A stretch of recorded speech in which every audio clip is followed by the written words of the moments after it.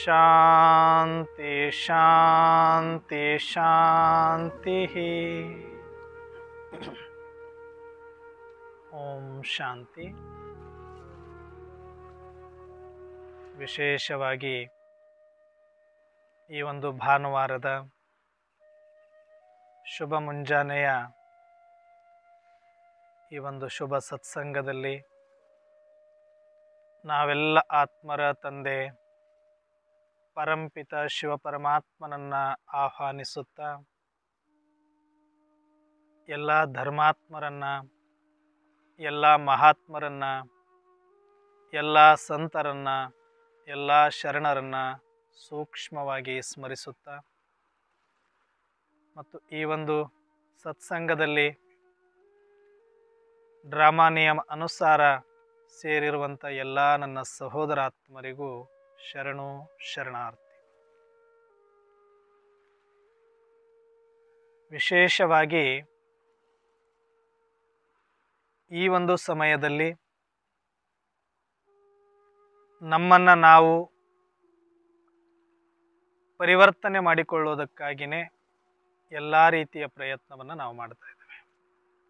ಇವತ್ತು ಪರಮಾತ್ಮ ಒಂದು ಮಹಾವಾಕ್ಯವನ್ನು ಕೊಟ್ಟಿದ್ದಾರೆ. ಬೇಹದ್ದಿನ ಸೇವೆಯನ್ನು ಮಾಡಬೇಕು ಅಂತಂದರೆ ರುಹಾನಿ ಪರ್ಸ್ನಾಲಿಟಿ ತುಂಬ ಮುಖ್ಯ ಆಗತ್ತೆ ಅಂತ ಹೇಳ್ತಾರೆ.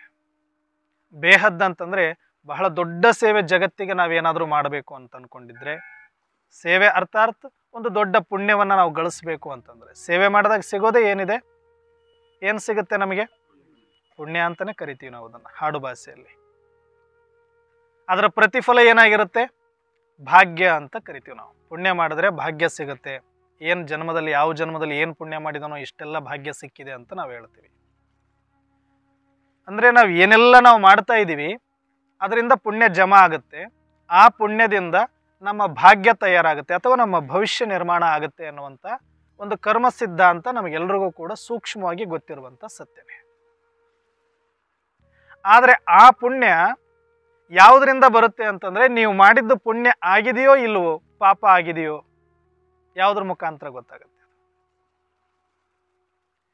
ಯಾವುದ್ರ ಮುಖಾಂತರ ನಾವು ಮಾಡಿರೋದೆಲ್ಲ ಪುಣ್ಯ ಆಗ್ತಾ ಇದೆಯಾ ಅಥವಾ ಅದು ಪಾಪಕ್ಕೆ ಸೇರ್ತಾ ಇದೆಯಾ ಅಂತ ನಮಗೆ ಗೊತ್ತಾಗೋದು ಯಾವಾಗ ಅಂತಂದರೆ ನಾವು ಯಾವುದನ್ನ ಸೇವಾ ರೂಪದಲ್ಲಿ ಮಾಡಿರ್ತೇವೆ ಆ ಸೇವೆ ಸತ್ಪಾತ್ರರಿಗೆ ಸಲ್ಲದಾಗ ಮತ್ತು ಅದು ಸದುಪಯೋಗ ಆದಾಗ ಮತ್ತು ಅದರಿಂದ ಆಶೀರ್ವಾದ ನಮಗೆ ಸಿಕ್ಕಾಗ, ಇದು ಮೂರೂ ಕೂಡ ಅಲ್ಲಿ ಮುಖ್ಯ ಆಗುತ್ತೆ.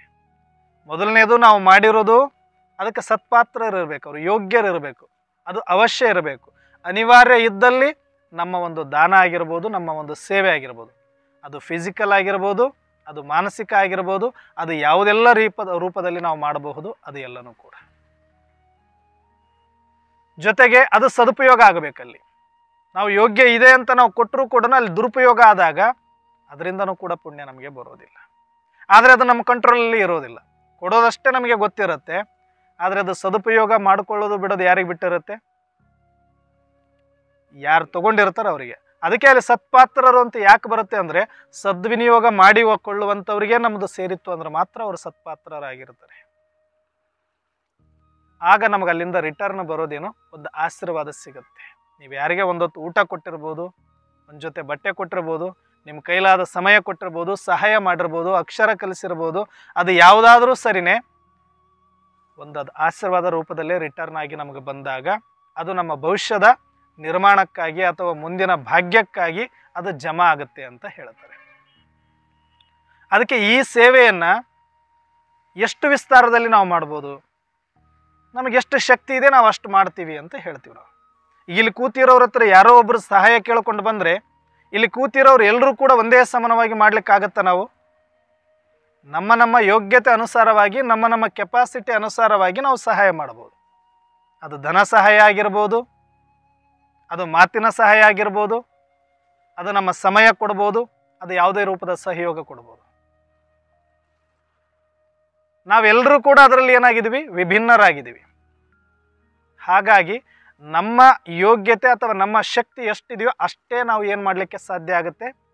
ಸೇವೆಯನ್ನು ಮಾಡಲಿಕ್ಕೆ ಸಾಧ್ಯ ಆಗುತ್ತೆ. ಅದಕ್ಕೆ ಇವತ್ತು ಪರಮಾತ್ಮ ಹೇಳ್ತಾರೆ ಬೇಹದ್ದು ಸೇವಾ.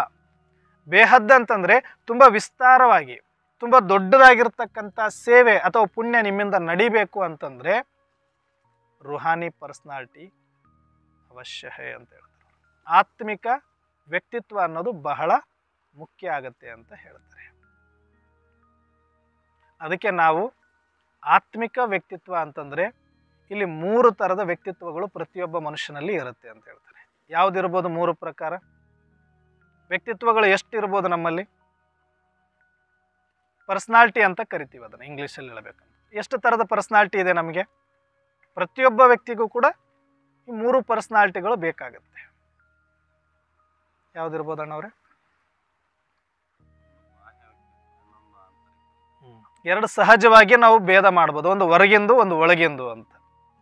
ಆದರೆ ಅದನ್ನೇ ಸ್ವಲ್ಪ ಹಾಡು ಭಾಷೆಯಲ್ಲಿ ಅಥವಾ ಇನ್ನೂ ಸರಳವಾಗಿ ನಾವು ಅರ್ಥ ಮಾಡ್ಕೊಳ್ಬೇಕು ಅಂದರೆ ಒಂದು ಫಿಸಿಕಲ್ ಪರ್ಸ್ನಾಲಿಟಿ, ಇನ್ನೊಂದು ಮೆಂಟಲಿ ಪರ್ಸ್ನಾಲಿಟಿ, ಇನ್ನೊಂದು ರುಹಾನಿ ಪರ್ಸ್ನಾಲಿಟಿ, ಆತ್ಮಿಕ ಪರ್ಸ್ನಾಲಿಟಿ, ಆತ್ಮಿಕ ವ್ಯಕ್ತಿತ್ವ. ಇವತ್ತು ಪರಮಾತ್ಮ ಹೇಳ್ತಾರದು ಅದೇ ಮಾತಿನ ಮೇಲೆ. ಫಿಸಿಕಲ್ ಪರ್ಸ್ನಾಲಿಟಿ ಅಂತಂದರೆ ಅದರಲ್ಲೂ ಕೂಡ ನಾವೆಲ್ಲರೂ ಒಂದೇ ಥರ ಇಲ್ಲ. ಒಬ್ಬರು ಎತ್ತರ ಇರ್ತಾರೆ, ಒಬ್ಬರು ಕುಳ್ಳಕ್ಕಿರ್ತಾರೆ, ಒಬ್ಬರು ದಪ್ಪ ಇರ್ತಾರೆ, ಒಬ್ಬರು ಸಣ್ಣ ಇರ್ತೀವಿ. ಈಗ ಎಲ್ರಿಗೂ ಒಂದೇ ಭಾರ ಕೊಟ್ಟರೆ ನಾವು ಎತ್ತಕ್ಕಾಗಲ್ಲ. ಇಲ್ಲಿ ಕೆಲವರು 5 kg ಎತ್ತಬೋದು, 50 kg ಎತ್ತಬೋದು, 100 kg ಎತ್ತಬೋದು. ಅದು ಯಾವುದ್ರ ಮೇಲೆ ಡಿಪೆಂಡ್ ಆಗಿದೆ? ಫಿಸಿಕಲ್ ಪರ್ಸ್ನಾಲಿಟಿ ಮೇಲೆ ಡಿಪೆಂಡ್ ಆಗಿದೆ. ಇದನ್ನು ನಾವು ಯಾರು ಕೂಡ ಅಪ್ಲಿಕೇಶನ್ ಹಾಕ್ಕೊಂಡು ಹಿಂಗೆ ಇರಬೇಕು ಅಂತ ನಾವು ಅಂದ್ಕೊಂಡೂ ಇಲ್ಲ, ಹಿಂಗೆ ಬರಬೇಕು ಅಂತ ನಾವು ಯಾರು ಕೂಡ ಅಪ್ಲಿಕೇಶನ್ನು ಹಾಕಿಲ್ಲ. ಇದು ನಮ್ಮ ಕಂಟ್ರೋಲಲ್ಲಿ ಇತ್ತಾ? ಇರಲಿಲ್ಲ. ಆದರೆ ಕೊಟ್ಟಿದ್ದನ್ನು ಅದನ್ನು ಉಳಿಸ್ಕೊಳ್ಳೋದು, ಅದನ್ನು ಬೆಳೆಸ್ಕೊಳ್ಳೋದು, ಅದಕ್ಕೆ ಪ್ರಯತ್ನ ಪಡೋದು ಮಾತ್ರ ಯಾರ ಕೈಯಲ್ಲಿದೆ? ನಮ್ಮ ಕೈಯಲ್ಲಿ ಇದೆಯೇ ಇಲ್ವಾ? ಕುಳ್ಳು ಕೊಟ್ಟುಬಿಟ್ಟಿದ್ದೀನಿ, ಎತ್ತರ ಆಗಬೇಕು ಅನ್ನೋದು ಇರ್ಲಿಕ್ಕಿಲ್ಲ. ಬೇಕಾರೆ ಎತ್ತರ ಆಗ್ಬಿಟ್ಟಿದ್ದೀನಿ, ನಾನು ಕುಳ್ಳಕ್ಕಾಗಬೇಕಾಗಿತ್ತು ಅಂದರೆ ನಮ್ಮ ಕೈಗೆ ಬರಲಿಕ್ಕಿಲ್ಲ ಅದು. ಆದರೆ ಇರೋದನ್ನು ಕಾಪಾಡಿಕೊಳ್ಳೋಕ್ಕಂತೂ ನಮಗೆ ಬರುತ್ತೆ, ಅದನ್ನು ಸದ್ವಿನಿಯೋಗ ಮಾಡ್ಕೊಳ್ಳೋದಕ್ಕಂತೂ ನಮಗೆ ಬರುತ್ತೆ. ಹಂಗೆ ನೋಡೋಕೆ ಹೋದರೆ ಇಲ್ಲಿ ಕೂತಿರೋರು ಎಲ್ರಿಗೂ ಕೂಡ ತುಂಬ ಚೆನ್ನಾಗಿ ಫಿಸಿಕ್ ಇದೆ. ಒಂದ್ಸಲ ನಮಗೆ ನಾವು ಜೋರಾಗಿ ಚಪ್ಪಾಳೆ ತಟ್ಕೊಳ್ಳೋಣ. ಅದರಲ್ಲಿ ಯಾರಿಗಾದ್ರೂ ಕೊರತೆ ಇದೆಯಾ? ಇಲ್ಲ ಅಣ್ಣವ್ರೆ, ನಾನು ಇನ್ನೂ ಚೆನ್ನಾಗಿ ಆಗಬೇಕಾಗಿತ್ತು, ನಾನು ಇವ್ರ ಥರ ಹುಟ್ಟಬೇಕಾಗಿತ್ತು, ಇವ್ರ ಥರ ಹುಟ್ಟಬೇಕು. ಕನ್ನಡಿ ಮುಂದೆ ನಿಂತ್ಕೊಂಡ್ರೆ ನಮಗೆ ನಮ್ಮಷ್ಟು ಸುಂದರ ಇನ್ಯಾರೂ ಕಾಣೋದೇ ಇಲ್ಲ. ಎಲ್ರಿಗೂ ನಮಗೊಂದು ಸ್ಯಾಟಿಸ್ಫೈ ಇದೆ, ನಾನು ಚೆನ್ನಾಗಿದ್ದೀನಿ, ನನ್ನ ತಕ್ಕ ಮಟ್ಟಿಗೆ ನಾನು ಚೆನ್ನಾಗಿದ್ದೀನಿ ಅಂತ ಎಲ್ಲರೂ ನಾವು ಅಂದ್ಕೊಂಡಿರೋದಕ್ಕೆ ಇಷ್ಟು ಚೆನ್ನಾಗಿ ಬದುಕ್ತಾ ಇದ್ದೀವಿ. ನಾವು ಇಷ್ಟು ಬೆಳಿಬೇಕು ಅಂತ ಪ್ರಯತ್ನ ಪಡ್ತಾ ಇದ್ದೀವಿ. ನಮ್ಮ ಬಗ್ಗೆ ನಮಗೆ ಜಿಗುಪ್ಸೆ ಇದೆಯಾ? ಭಲೆ ಒಂದಷ್ಟು ಲೋಪದೋಷಗಳು ನಮ್ಮಲ್ಲಿ ಇರ್ಬೋದು. ಕೆಲವರು ಕಪ್ಪಗಿರ್ಬೋದು, ಕೆಲವರು ಬೆಳ್ಳಗಿರ್ಬೋದು, ಕೆಲವರು ಚೆನ್ನಾಗಿರ್ಬೋದು, ಕೆಲವರು ಚೆನ್ನಾಗಿ. ಆದರೆ ನಮಗೆ ಯಾರು ಚೆನ್ನಾಗಿ ಕಾಣಿಸ್ತಾರೆ? ಫಸ್ಟ್ ನಾನು ಚೆನ್ನಾಗಿ ಕಾಣಿಸ್ಲೇಬೇಕು. ಕಾಣಿಸಿರೋದಕ್ಕೆ ನಾವು ಇವತ್ತು ಎಲ್ಲರ ಮುಂದೆ ಸಮಾಜದಲ್ಲಿ ನಾವು ಮುಖ ಎತ್ಕೊಂಡು ಓಡಾಡ್ತಾ ಇದ್ದೀವಿ. ಅಂದರೆ ಫಿಸಿಕಲ್ಲಾಗಿ ನಾವು ಎಲ್ಲರೂ ಕೂಡ ನಮಗೆ ನಾವು ಒಂದಷ್ಟು ಚೆನ್ನಾಗಿದ್ದೀವಿ ಅಂತ ನಮ್ಮನ್ನು ನಾವು ಅಂದ್ಕೊಂಡೇ ಹೊರಟಿದ್ದೀವಿ. ಹಾಗೆ ನೋಡೋಕೆ ಹೋದರೆ ಇಲ್ಲಿ ಕೂತಿರೋರು ಎಲ್ರಿಗೂ ಚೆನ್ನಾಗಿದೆ. ಎಷ್ಟೋ ಜನಗಳಿಗೆ 2 ಕಣ್ಣು ಕೂಡ ಇಲ್ಲ, ದೃಷ್ಟಿ ಇಲ್ಲದೆ ಇರೋರು ಇದ್ದಾರೆ ಇಲ್ವ ಸಮಾಜದಲ್ಲಿ? ಕೈ ಇಲ್ಲದೆ ಇರೋರು ಇದ್ದಾರೆ, ಕಾಲಿಲ್ಲದೆ ಇರೋರು ಇದ್ದಾರೆ. ಆದರೆ ಅವರು ಕೂಡ ಸಮಾಜದಲ್ಲಿ ಏನು ಹಿಂದೆ ಬಿದ್ದಿಲ್ಲ. ಕಣ್ಣಿಲ್ಲದೆ ಇರುವಂಥ ಪುಟ್ಟರಾಜ ಗವಾಯಿಗಳು ಮಾಡಿರುವ ಸಾಧನೆ ನಾವೇನಾದರೂ ಮಾಡ್ತೀವಿ ಅಂತ ಕನಸಲ್ಲೂ ನಾವು ಕಾಣಲಿಕ್ಕಾಗಲ್ಲ. ಆಗತ್ತಾ ನಮ್ಮ ಕೈಲಿ ಮಾಡೋಕ್ಕೆ? ಅವ್ರಿಗೆ ಹೋಲಿಕೆ ಮಾಡ್ಕೊಳಕ್ಕಾದ್ರೆ ಆಗತ್ತಾ? ಅವ್ರ ಹೆಸರು ಹೇಳೋಕ್ಕೂ ನಾವು ಒಂದು 10 ಸಲ ಯೋಚನೆ ಮಾಡ್ತೀವಿ, ಧೈರ್ಯ ಬರೋದಿಲ್ಲ ನಮಗೆ. ಯಾಕಂದರೆ ಜಗತ್ತು ನಾವಂತೀವಲ್ಲ, ಬೇರೆಯವ್ರಿಗೆ ಹೋಲಿಕೆ ಮಾಡ್ಕೊಳ್ತೀವಿ. ನಾವು ಇವ್ರ ಥರ ಇದ್ರೆ ಹಿಂಗೆ ಮಾಡಿಬಿಡ್ತಿದ್ವಿ, ಅವ್ರ ಥರ ಇದ್ರೆ ಹಂಗೆ ಮಾಡಿಬಿಡ್ತಿದ್ವಿ. ಇದನ್ನ ಯಾಕೆ ಹೇಳಲ್ಲ ನಾವು? ನೋಡಿ, ಕಣ್ಣಿಲ್ಲ ಅಂದ್ರೆ ಅಷ್ಟು ಮಾಡಿದರೆ, ನಮಗೆ ಕಣ್ಣಿದೆ ನಾವೇನಾದರೂ ಮಾಡಬೇಕು ಅಂತ. ಅವ್ರಿಗೆ ಯಾಕೆ ಹೋಲಿಸ್ಕೊಳ್ಳಲ್ಲ ನಾವು? ನಮ್ಮ ಸುತ್ತಮುತ್ತ ಇರೋರಿಗೆ ಅಷ್ಟೇ ನಾವು ಹೋಲಿಸ್ಕೊಳ್ತೀವಿ. ಸ್ವಲ್ಪ ಹೆಚ್ಚು ಕಡಿಮೆ ಇರೋರ ಜೊತೆ ಮಾತ್ರ ಹೋಲಿಸ್ಕೊಳ್ತೀವಿ. ಏನೂ ಇಲ್ಲದೆ ಅಷ್ಟೆಲ್ಲ ಮಾಡಿರೋರ ಜೊತೆ ನಾವು ಹೋಲಿಸ್ಕೊಳ್ಳೋಕೆ ನಮ್ಮ ಕೈಲಿ ಆಗೋದೇ ಇಲ್ಲ. ಅವರು ಕೂಡ ಸಮಾಜಕ್ಕೆ ಬೇಕಾದಷ್ಟು ಮಾಡಿದ್ದಾರೆ. ಕಾಲಿಲ್ಲದೆ ಇರೋರು ಮಾಡಿದ್ದಾರೆ, ಕೈ ಇಲ್ಲದೆ ಇರೋರು ಮಾಡಿದ್ದಾರೆ, ಬಾಯಿ ಇಲ್ಲದೆ ಇರೋರು ಮಾಡಿದ್ದಾರೆ ಸಾಧನೆಗಳನ್ನು, ಕಣ್ಣಿಲ್ಲದೆ ಇರೋರು ಮಾಡಿದ್ದಾರೆ. ಅಂದರೆ ಒಂದು ಸಾಧನೆ ಮಾಡಬೇಕು, ಒಂದು ಸೇವೆ ಮಾಡಬೇಕು, ಒಂದು ಆಶೀರ್ವಾದ ಪಡಿಬೇಕು, ಪುಣ್ಯ ಕಟ್ಕೊಳ್ಬೇಕು ಅಂದರೆ ಫಿಸಿಕಲ್ ಮ್ಯಾಟ್ರ್ ಆಗುತ್ತಾ ಆಗಲ್ವಾ? ಇಲ್ಲ ಅಂದ್ರೂ ಅಷ್ಟು ಮಾಡ್ಬೋದು ಅಂತಂದಾಗ ಇತ್ತು ಅಂದರೆ ಇನ್ನೂ ಚೆನ್ನಾಗಿ ಮಾಡ್ಬೋದು. ಆದರೆ ಅದು ಒಂದೇ ಮುಖ್ಯ ಆಗೋದಿಲ್ಲ, ಅದು ಇಲ್ಲ ಅಂದ್ರೂ ಸಾಧನೆ ಮಾಡಬಹುದು ಅಂತ ಗೊತ್ತಾಗಿದೆ, ಅವರು ತೋರಿಸ್ಕೊಟ್ಟಿದ್ದಾರೆ ಜಗತ್ತಿಗೆ. ಅಂದರೆ ಅದಕ್ಕಿಂತ ನಾವು ಯಾರೂ ಇಲ್ಲಿರೋರು ಕಡಿಮೆ ಇಲ್ಲ. ತುಂಬ ಚೆನ್ನಾಗಿದೆ. ಕೈಕಾಲು ಕೊಟ್ಟಿದ್ದಾನೆ ಭಗವಂತ, ಕಣ್ಣು ಕೊಟ್ಟಿದ್ದಾನೆ ಭಗವಂತ, ಒಳ್ಳೆ ಒಂದಷ್ಟು ಜೀವನ ಕೊಟ್ಟಿದ್ದಾನೆ. ಆದರೆ ನಾವು ಸ್ಯಾಟಿಸ್ಫೈ ಆಗ್ತಾ ಇಲ್ಲ ಅಂತಂದರೆ ತಪ್ಪು ಯಾರ್ದು? ನಮ್ಮ ಮೇಲೆ ನಮಗೇನಾದರೂ ಕೋಪ ಇದೆ, ಭಗವಂತನ ಮೇಲೆ ಕೋಪ ಇದೆ, ನಾನು ಸರಿ ಇಲ್ಲ, ಸರಿಯಾಗಬೇಕು ಅನ್ನುವಂಥ ಇರೋದನ್ನು ಬಿಟ್ಟು ಇಲ್ಲದೆ ಇರೋದನ್ನು ನೆನೆಸ್ಕೊಂಡು ದಿನ ಆಳ್ತಾ ಕೂತ್ಕೊಂಡ್ರೆ ನನ್ನ ಸಮಸ್ಯೆಗೆ ಯಾವತ್ತಾದ್ರೂ ಪರಿಹಾರ ಇದೆಯಾ? ಏನಾದರೂ ಕಾಯಿಲೆ ಬಂದರೆ ಅದಕ್ಕೆ ಔಷಧಿ ಕೊಡಿ ಅಂದರೆ ಹಾಸ್ಪಿಟಲ್ಗೆ ಹೋದರೆ ಒಂದಷ್ಟು ಅವರು ಔಷಧಿ ಕೊಡ್ಬೋದು. ಜ್ವರ ಬಂದರೆ, ತಲೆನೋವು ಬಂದರೆ, ಹೊಟ್ಟೆ ನೋವು ಬಂದರೆ. ಆದರೆ ಈ ಮಾನಸಿಕ ಕಾಯಿಲೆ ಒಳಗಡೆ ನಾನು ಕಡಿಮೆ ಇದ್ದೀನಿ ಅಂತ ಅಂದ್ಕೊಂಡು ಕೂತ್ಕೊಂಡ್ರೆ, ಇರೋದನ್ನು ನೆನೆಸ್ಕೊಳ್ದಿರೋ ಇಲ್ದಿರೋದನ್ನು ಕೇಳ್ಕೊಂಡು ಕೂತ್ಕೊಂಡ ತನಗೆ ತಾನು ಏನೂ ಸಾಧನೆ ಮಾಡಲಿಕ್ಕೆ ಸಾಧ್ಯ ಆಗೋದೇ. ಆದರೆ ಫಿಸಿಕಲ್ ಪರ್ಸ್ನಾಲಿಟಿ ಅಂತಂದರೆ ಹೊರಗಡೆಯಿಂದ ನಾವು ಇವ್ರ ಥರ ಆಗಬೇಕು ಅಂತಲ್ಲ. ಇರೋದನ್ನು ಚೆನ್ನಾಗಿ ಕಾಪಾಡಿಕೊಳ್ಬೇಕು, ಇರೋದನ್ನು ಚೆನ್ನಾಗಿ ಫಿಟ್ಟಾಗಿ ಇಟ್ಕೊಳ್ಬೇಕು, ಇರೋದನ್ನು ಚೆನ್ನಾಗಿ ಆರೋಗ್ಯಯುತವಾಗಿ ಇಟ್ಕೊಳ್ಬೇಕು. ಫಿಸಿಕಲ್ ಫಿಟ್ನೆಸ್ ಅಂದರೆ ಏನು? ಒಳ್ಳೆ ಆರೋಗ್ಯವನ್ನು, ಶಾರೀರಿಕ ಆರೋಗ್ಯವನ್ನು ಕಾಪಾಡಿಕೊಳ್ಳೋದು. ಇವತ್ತು ನಾವೆಲ್ಲ ಬರ್ತೀವಿ, ಮಲಗಿದರೆ ನಮಗೂ ಇನ್ನೂ 2 ಗಂಟೆ ಚೆನ್ನಾಗಿ ನಿದ್ದೆ ಆಗ್ತಿತ್ತು, ಇಲ್ಲ ಮನೆಯಲ್ಲಿ ಬೆಚ್ಚಗೆ ಟೀ ಕುಡ್ಕೊಂಡು ಪೇಪರ್ ಓದ್ಕೊಂಡು ಕೂರ್ಬೋದಾಗಿತ್ತು. ಆದರೆ ಇಲ್ಲಿ 4 ಗಂಟೆಗೆ ಎದ್ದು ಒಂದಷ್ಟು ಏನಾದರೂ ಮಾಡಬೇಕು ಅಂತ ಬಂದಿದ್ದೀವಿ ಅಂತಂದರೆ ಆ ಫಿಸಿಕಲ್ ಫಿಟ್ನೆಸ್ಸನ್ನು ಮೇಂಟೈನ್ ಮಾಡ್ಕೊಳ್ಬೇಕು, ಏನಾದರೂ ಒಂದಷ್ಟು ಅದರಿಂದ ಇನ್ನೂ ಔಟ್ಪುಟ್ ತೆಗಿಬೇಕು, ಇನ್ನೂ ಚೆನ್ನಾಗಿ ಇಟ್ಕೊಳ್ಬೇಕು ಅಂತಲೇ. ಅಂದರೆ ಆರೋಗ್ಯವನ್ನು ಕಾಪಾಡಿಕೊಳ್ಳೋದು ನಮ್ಮ ಕೆಲಸ ಅದು. ಹಾಗಾಗಿನೇ ಸ್ವಲ್ಪ ಆದರೂ ನಾವು ಅದ್ರ ಕಡೆಗೆ ಗಮನ ಕೊಟ್ಟರೆ, ಯಾವುದಾದ್ರೂ ಒಂದು ವಸ್ತುವನ್ನು ಬಳಸ್ತೀವಿ ಅಂದರೆ ಅದ್ರ ಕಡೆಗೆ ಗಮನ ಕೊಟ್ಟಿಲ್ಲ ಅಂದರೆ ಅದು ಹಾಳಾಗೋಗುತ್ತೆ. ಅದು ಕಾರ್ ಇರ್ಬೋದು, ಬೈಕ್ ಇರ್ಬೋದು, ಅದು ಯಾವುದೇ ವೆಹಿಕಲ್ ಇರ್ಬೋದು, ಅದು ಮನೆ ಇರ್ಬೋದು, ಯಾವುದೇ ವಸ್ತು ಇರಲಿ, ಅದು ಒಂದು ಕಸಬರಿಗೆ ಕೂಡ ನಾವು ಬಳಸಬೇಕು ಅಂತಂದಾಗ ಅದ್ರ ಕಡೆಗೆ ಚೆನ್ನಾಗಿ ಸ್ವಲ್ಪ ಅದನ್ನು ನೋಡ್ಕೊಳ್ಬೇಕಾಗುತ್ತೆ. ಹಾಗೆ ಶರೀರವನ್ನು ಕೂಡ ನಾವು ಚೆನ್ನಾಗಿ ಇಟ್ಕೊಳ್ಬೇಕಾಗತ್ತೆ. ಅದಕ್ಕಾಗಿ ಒಂದಷ್ಟು ಶಾರೀರಿಕ ಎಕ್ಸರ್ಸೈಸ್ ಮಾಡ್ತೀವಿ, ಪ್ರಾಣಾಯಾಮಗಳನ್ನು ಮಾಡ್ತೀವಿ, ವಾಕಿಂಗನ್ನು ಮಾಡ್ತೀವಿ. ಆದರೆ ಇದೆಲ್ಲದರ ಜೊತೆಗೆ ಮಾಡಬೇಕಾಗಿರೋದು ಇನ್ನೊಂದು ಇಂಪಾರ್ಟೆಂಟ್ ಯಾವುದು ಅಂತಂದರೆ ನಾಲಿಗೆಯನ್ನು ಕಂಟ್ರೋಲ್ ಮಾಡೋದು. ಆ್ಯಕ್ಚುಲಿ ಆರೋಗ್ಯ ಇವತ್ತು ಹಾಳಾಗ್ತಾ ಇರೋದು ನಾವು ವಾಕಿಂಗ್ ಮಾಡದೇ ಇರೋದ್ರಿಂದ ಅಲ್ಲ, ಪ್ರಾಣಾಯಾಮ ಮಾಡದೇ ಇರೋದ್ರಿಂದ ಅಲ್ಲ. ಇದೆಲ್ಲ ಮಾಡಬೇಕಾಗಿರೋ ಕಾರಣ ಎಲ್ಲಿಂದ ಬಂತು ಅಂದರೆ ಇಲ್ಲಿಂದ ಸ್ಟಾರ್ಟ್ ಆಯಿತು. ಇದಕ್ಕೆ ನಾವು ಯಾವಾಗ ತದ್ವಾ ಒಳಗಡೆ ಮನಸ್ಸೋ ಇಚ್ಛೆ ತುಂಬ್ತಾ ಹೋಗಿದ್ದೀವಿ, ಒಳಗಡೆ ಅದು ನಮಗೆ ಬೇಕಾಗಿರೋದು ಬೇಡ ಆಗಿರೋದು ಸ್ಟಾರ್ಟ್ ಆಗಿ ಒಂದಕ್ಕೊಂದು ಕೆಡ್ತಾ ಬಂದಾಗ ಅವಾಗ ನಾವು ಎಚ್ಚರ ಆಗಿ ಅರ್ಧ ಹಾಳು ಮಾಡ್ಕೊಂಡ ಮೇಲೆ ಅದನ್ನು ಸರಿ ಮಾಡ್ಕೊಳ್ಳೋದಕ್ಕೆ ಮತ್ತೆ ಇಷ್ಟೆಲ್ಲ ಒದ್ದಾಡಬೇಕಾಗಿ ಬರುತ್ತೆ ನಮಗೆ. ಕೆಲವರು ಅದನ್ನು maintenance, daily maintenance, routine maintenance ಅಂತ ಕರಿತೀವಿ ನಾವು. ಈಗ ಒಂದು ಬೈಕ್ ಆಗಲಿ, ಕಾರ್ ಆಗಲಿ, ಡೈಲಿ ಮೇಂಟೆನೆನ್ಸ್ ಸ್ವಲ್ಪ ಇರುತ್ತೆ, ವೀಕ್ಲಿ ಮೇಂಟೆನೆನ್ಸ್ ಇರುತ್ತೆ, ಮಂತ್ಲಿ ಮೇಂಟೆನೆನ್ಸ್ ಇರುತ್ತೆ, ಇಯರ್ಲಿ ಮೇಂಟೆನೆನ್ಸ್ ಇರುತ್ತೆ ಇರಲ್ವ?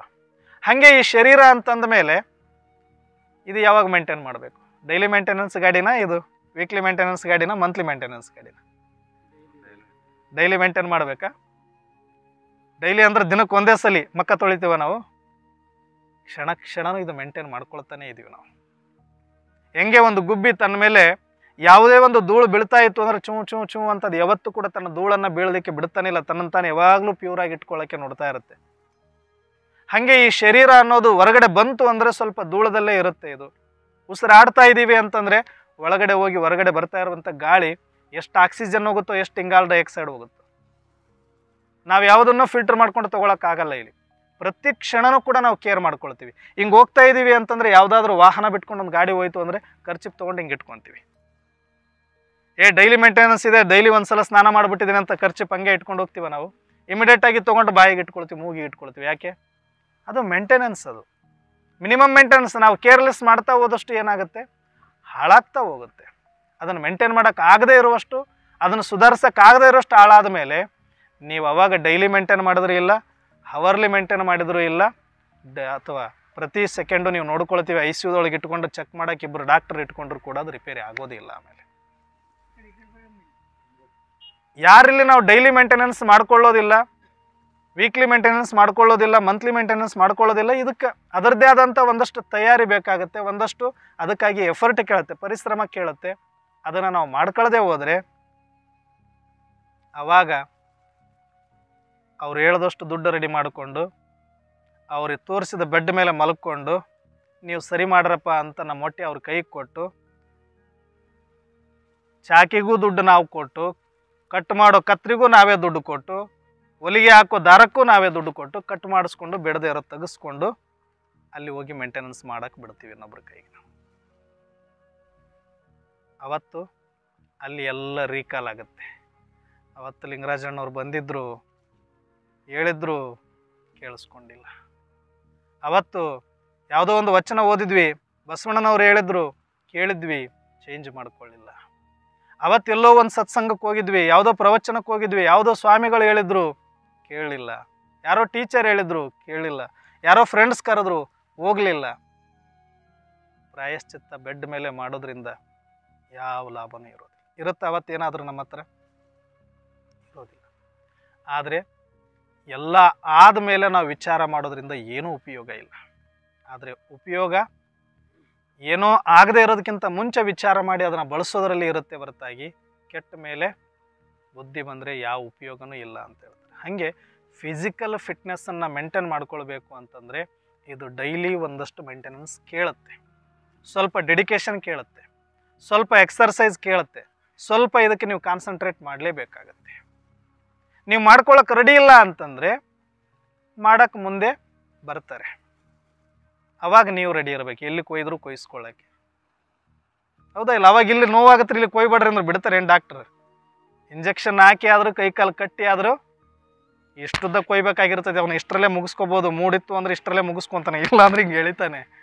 ಅವಾಗ ಹೊಲಿಗೆ ಮೆಲ್ಲಕ್ಕೆ ಹಾಕ್ರಿ, ಯಾರಿಗೂ ಕಾಣಿಸ್ಬಾರ್ದು ಅಂತಂದರೆ ನಿನ್ನ ಕೆಲಸ ನಿನಗೆ, ನನ್ನ ಕೆಲಸ ನನಗೆ ಅಂತೇಳಿ ನಿಜವಾಗಲೂ ಅವ್ರೇನಾದರೂ ಡಾಕ್ಟ್ರುಗಳು ಆಪ್ರೇಷನ್ ಮಾಡೋದು ನೀವು ನೋಡ್ಬಿಟ್ರೆ ಎಷ್ಟೋ ವಾಸಿ ಪ್ರಾಣಿಗಳು ಪಕ್ಷಿಗಳು ನಮ್ಮ ಜೀವನ ಎದಕ್ಕೂ ಬೇಡ ಹಂಗೆ ಅನಿಸುತ್ತೆ. ಅದು ಅಷ್ಟು ವರ್ಸ್ಟ್ ಇರುತ್ತೆ ನಮ್ಮದು.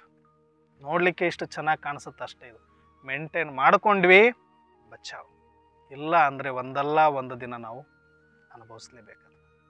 ಅದಕ್ಕೆ ಸ್ವಲ್ಪ ಇದ್ದದ್ದನ್ನು ಚೆನ್ನಾಗಿ ಇಟ್ಕೊಂಡು ಇದರಿಂದ ಏನು ಒಂದು ಆಶೀರ್ವಾದ ಜನಗಳಿಂದ ಪಡೆಯೋಕ್ಕಾಗುತ್ತೆ, ಪುಣ್ಯ ಪಡೆಯೋಕ್ಕಾಗುತ್ತೆ, ಅದಕ್ಕೆ ಬಳಸ್ಕೊಳ್ಳೋದಕ್ಕೆ ನಾವು ಯೋಗ್ಯ ಮಾಡ್ಕೊಂಡ್ಬಿಟ್ರೆ ಇದು ಫಿಸಿಕಲ್ ಪರ್ಸನಾಲಿಟಿ.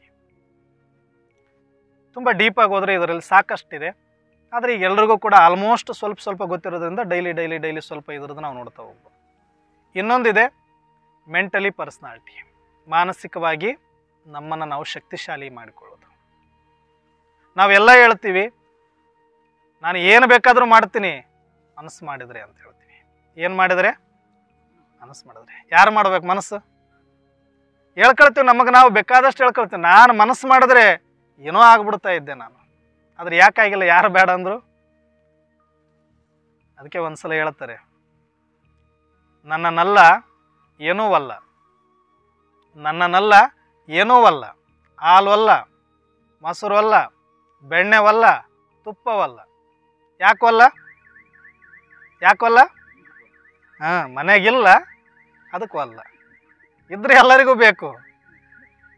ಹಾಗೆ ನಾವು ಹೇಳ್ತೀವಿ ಎಲ್ರಿಗೂ ಮನಸ್ಸು ಮಾಡಿದ್ರೆ ಅದನ್ನು ಮಾಡ್ತೀನಿ, ಮನಸ್ಸು ಮಾಡಿದ್ರೆ ಇದನ್ನು ಮಾಡ್ತೀನಿ, ಆದರೆ ಮನಸ್ಸೇ ಮಾಡೋಕ್ಕೆ ತಯಾರಿಲ್ಲ ನಾವು. ಯಾಕಂದರೆ ಆ ಮನಸ್ಸಿನ ಬಗ್ಗೆ ನಮಗೆ ಗೊತ್ತಿಲ್ಲ, ಅದರ ಕೆಪಾಸಿಟಿ ಬಗ್ಗೆ ನಮಗೆ ಗೊತ್ತಿಲ್ಲ, ಅದರ ಶಕ್ತಿ ಬಗ್ಗೆ ನಮಗೆ ಗೊತ್ತಿಲ್ಲ. ಅಧ್ಯಾತ್ಮ ಅಂದರೆ ಬೇರೆ ಏನೂ ಅಲ್ಲ, ನಮ್ಮ ಒಳಗಡೆ ಈಗಾಗಲೇ ಇರುವಂಥ ಶಕ್ತಿಯನ್ನು ಜಾಗೃತಿ ಮಾಡಿಸೋದು ಅಧ್ಯಾತ್ಮ. ಇಲ್ಲದೇ ಇರೋ ಶಕ್ತಿಯನ್ನು ಒಳಗಡೆ ತುಂಬ್ಕೊಳ್ಳೋದು ಅಧ್ಯಾತ್ಮ ಅಂತ ಭಾಳ ಜನ ತಿಳ್ಕೊಂಡ್ಬಿಟ್ಟಿದ್ದಾರೆ. ಎಲ್ಲೋ ಏನೋ ಶಕ್ತಿ ಸಿಕ್ಬಿಡುತ್ತೆ, ಯಾರಿಂದಲೋ ಶಕ್ತಿ ತೊಗೊಂಡ್ಬಿಡ್ತೀನಿ, ಇನ್ನೇನೋ ಶಕ್ತಿ ಪ್ರವೇಶ ಆಗಿಬಿಡುತ್ತೆ ಅಧ್ಯಾತ್ಮ, ಅದಕ್ಕಾಗಿ ಧ್ಯಾನಕ್ಕೆ ಕೂಡ್ತಾರೆ ಅಂತ ನಾವು ಹೇಳ್ತೀವಿ. ಯಾವ ಸಂತ ಯಾವ ಶರಣನೂ ಕೂಡ ಧ್ಯಾನಕ್ಕೆ ಕೂತಿದ್ದು ಯಾರಿಂದನೋ ಹೊರಗಡೆಯಿಂದ ಶಕ್ತಿ ಪಡೆಯೋದಕ್ಕಲ್ಲ. ವಿವೇಕಾನಂದರು ಒಂದು ಮಾತನ್ನು ಹೇಳ್ತಾರೆ, ಈಗಾಗಲೇ ಇರುವಂಥ ಶಕ್ತಿಯನ್ನು ಜಾಗೃತಿ ಮಾಡಿಕೊಳ್ಳೋದೇ ಆತ್ಮ ಜಾಗೃತಿ ಅಂತ, ಆಧ್ಯಾತ್ಮ ಜಾಗೃತಿ ಅಂತ ಹೇಳ್ತಾರೆ. ಹಾಗೆ ಅನೇಕ ಶರಣರು ಸಂತರು ಕೂಡ ಮಾಡಿದ್ದು ಯಾವುದೋ ಶಕ್ತಿನಿಗೆ. ಬಸವಣ್ಣನವರು ಅನುಭವ ಮಂಟಪ ಕಟ್ಟಿದ್ರು ಕೂಡ ಅಷ್ಟೆಲ್ಲ ಶರಣರನ್ನು ಅಲ್ಲಿ ಕರ್ಕೊಂಡು ಬಂದು ಅನುಭವ ಮಂಟಪದೊಳಗೆ ಇಟ್ಟರು ಯಾವುದಾದ್ರೂ ಒಂದು ಬೇರೆ ಶಕ್ತಿಯಿಂದ ನೀವು ಶಕ್ತಿ ತಗೊಳ್ಳಿ ನಾನು ಶಕ್ತಿ ಕೊಡ್ತೀನಿ ಅಂತ ಅಣ್ಣವ್ರು ಕರೆದ್ರ? ಅಣ್ಣ ಬಸವಣ್ಣ ಕರೆದ್ರ? ನಿಮ್ಮ ಒಳಗಡೆ ಒಂದು ಶಕ್ತಿ ಇದೆ, ಅದು ನಿಮಗೆ ಗೊತ್ತಿಲ್ಲ, ಅದರ ವ್ಯಾಲ್ಯೂ ನಿಮಗೆ ಗೊತ್ತಿಲ್ಲ, ಅದನ್ನು ಯಾವ ರೀತಿ ಜಾಗೃತಿ ಮಾಡ್ಕೊಳ್ಬೇಕು ನಿಮಗೆ ಗೊತ್ತಿಲ್ಲ. ಅದಕ್ಕಾಗಿ ಒಂದಷ್ಟು ಸಮಯ ಕೊಡಿ, ಅದಕ್ಕಾಗಿ ಒಂದಷ್ಟು ಇಲ್ಲಿ ಬನ್ನಿ, ಅದನ್ನು ಹೆಂಗೆ ತೆಗಿಯೋದು, ಹೆಂಗೆ ಜಾಗೃತಿ ಮಾಡ್ಕೊಳ್ಳೋದು ಅಂತ ನಾವೆಲ್ಲರೂ ಕೂತ್ಕೊಂಡು ಒಂದು ಸತ್ಸಂಗ ಮಾಡೋಣ. ಆ ಜಾಗಕ್ಕೇ ಅನುಭವ ಮಂಟಪ ಅಂತ ಕರೆದ್ರು ಅವರು. ಹಾಗೆ ನಮ್ಮ ಒಳಗಡೆ ಈಗ ಆಲ್ರೆಡಿ ಒಂದು ಮನಸ್ಸಿದೆ, ಎಲ್ರಿಗೂ ಗೊತ್ತಿರೋದೆ ಅದು. ಮನಸ್ಸಿದೆ, ನನ್ನ ಮನಸ್ಸು ಸರಿ ಇಲ್ಲ, ನನ್ನ ಮನಸ್ಸು ಬೇಜಾರಾಗಿದೆ, ನನ್ನ ಮನಸ್ಸು ಇವತ್ತು ಖುಷಿಯಾಗಿದೆ ಹೇಳ್ತೀವಿ ನಾವು. ಅಂದರೆ ಅದು ಎಲ್ಲಿದೆ ಅಂತ ಗೊತ್ತಿಲ್ಲ ಅಂದರೂ ಕೂಡ ಮನಸ್ಸು ಇದೆ ಅನ್ನೋದು ನಮ್ಗೆ ಆಲ್ರೆಡಿ ಗೊತ್ತಿರೋದ್ರಿಂದ, ಆದರೆ ಆ ಮನಸ್ಸು ಏನು ಮಾಡಬಲ್ಲದು ಅನ್ನುವಂಥದ್ದು ನಮಗೆ ಸ್ವಲ್ಪ ಊಹೆನೂ ಇಲ್ಲ.